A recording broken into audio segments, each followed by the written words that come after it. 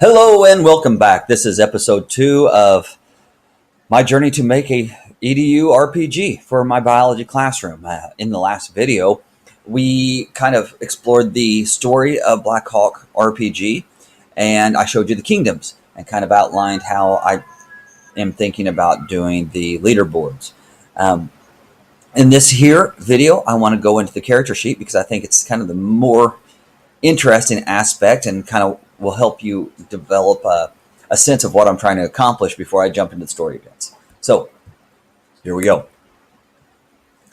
This is the character sheet that I've created so far, and still making edits to it as I see fit and leaving some things kind of open-ended that will help develop story later on. But here's the basics. The character details over here would give the character name, the player name, the kingdom that the character belongs to, and their guild. Their guild is going to be the smaller, kind of like the party or the group within the classroom.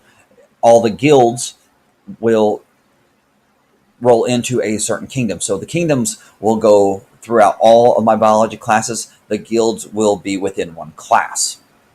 The students will be able to get a portrait here that they will be able to import. Now, I am going to use Google Classroom as a way to push out a lot of this information. I'm thinking about even creating my own separate class in Classroom just for the EDU RPG.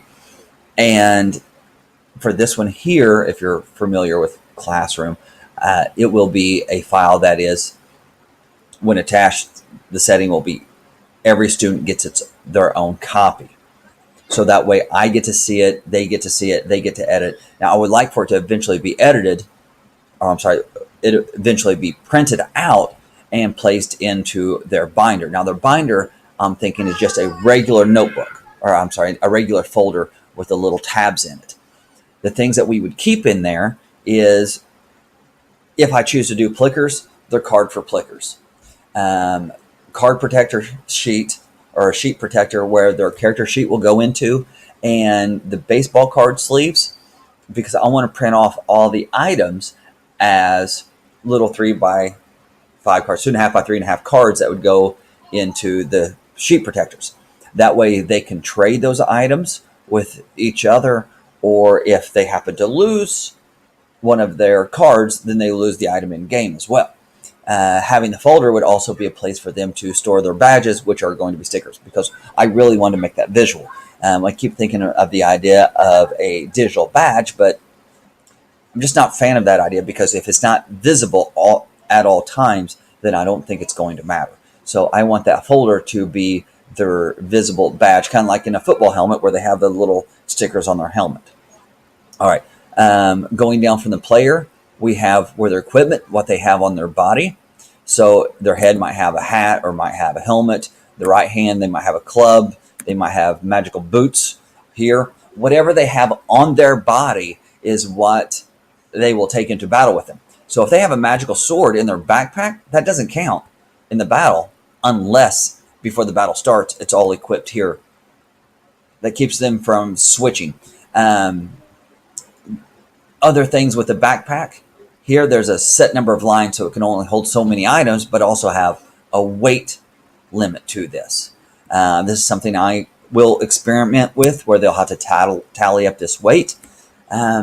The difference between a game and an activity is, a game, there must be choices. There must be good choices that are difficult.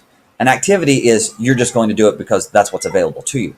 So if this works out like it does in my head, there will be certain items that might be powerful but be heavy. So an individual will be able to look, a student will be able to look, say, hey, do I want this one item that takes up a lot of room in my backpack, or do I want to dish this one item for these 5 smaller items? So again, just playing around with this idea. I'm not really really sure how it's going to play out, but I'm going to leave it in for right now. Up here is the basic stats on max health, how much damage is taken, and experience points. Now the experience points will be used for the leaderboards, both for the individual, guild, and determining the ruling kingdom at the time. Damage, I really like. There's a website, EDURPG blog, and he uses hearts kind of like on Zelda, and that's a nice simple method. I was planning on using numerical damage, and so I'm still working that one out. That won't really be tested until the kids get this game in their hand, and we'll see how simple it is. Over here, there is basic skills, physical, mental, and luck. I did not want to overcomplicate it with having a lot of skills, so I simplified it down to those three. Here is what level the student is currently on and the XP required for their next level. Valuables, gold is going to be the primary currency, but I didn't want to limit to that, to just gold. So leaving an option for gems or other valuables creates opportunity within story events to add new things there. I want to jump down to damage modifier real quick, since we are just talking about items in the backpack. The damage modifiers, during certain events or with certain items, you may get a modifier. So, for example, if you become lucky on your next attack, the text may say, you will be lucky. So that means you're going to double your damage. If you take a potion and you are powered up for your next attack, then your damage is tripled. If something occurs where you go berserk, your damage is quadrupled. At the same way your damage can be increased, it can be decreased. So if you have the unlucky modifier, your damage is halved. If a boss poisons you, then your damage is reduced to a third, or if you're cursed, it's reduced to a quarter. One of the newest things I added to this RPG character sheet just the other day, after watching How to Train Your Dragon, adding pets. Now the pets are going to work as you start off with an egg, so you'll know your type of pet right at the beginning. It's going to be randomized. I'll do that one in the next video. I really like that concept of what I've drawn up so far.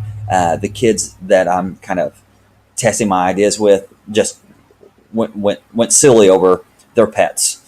You get to name your pet after it hatches, and then for the young levels, or the levels of the character, say levels like 3 through 5, the pet is considered young and have certain abilities. At levels, when the character is at levels 5 through 9, the pet is considered old and you have more abilities. And if you're above the level 9, you are legendary and you get a new set of abilities. These are randomized, and we're even thinking of doing something like, once you hit level 12 or 15, something kind of really high and ridiculous, you get a second pet.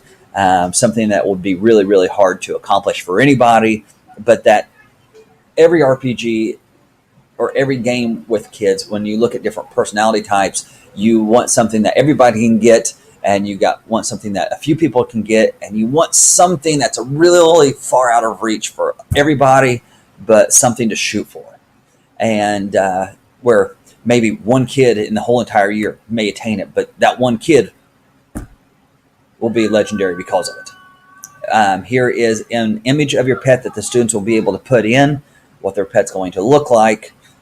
That's all development before we print. Keywords. Keywords are one of the aspects that I am really grooving on. I get the idea from a game called Near and Far. Near and Far is a board game from Ryan Lockett. He's the designer, Red Raven Games. Ryan Lockett is the designer, the artist, and the publisher, just him and his little team of these games. Now, he's made two I'll speak of real quick. One is his first one, not his first game, but the first of the series, is Above and Below. And Above and Below is you build your houses and stuff above ground, and you journey below ground to run into story events. Okay, it looks like I'm on a ScreenCastify is ending in 20 seconds. So I'm going to go ahead and wrap this up. I'll start the next video with the keywords and explaining more about the keywords and how this is going to fit in, and come down here and tell you about the role-playing traits. All right, so see you in the next video.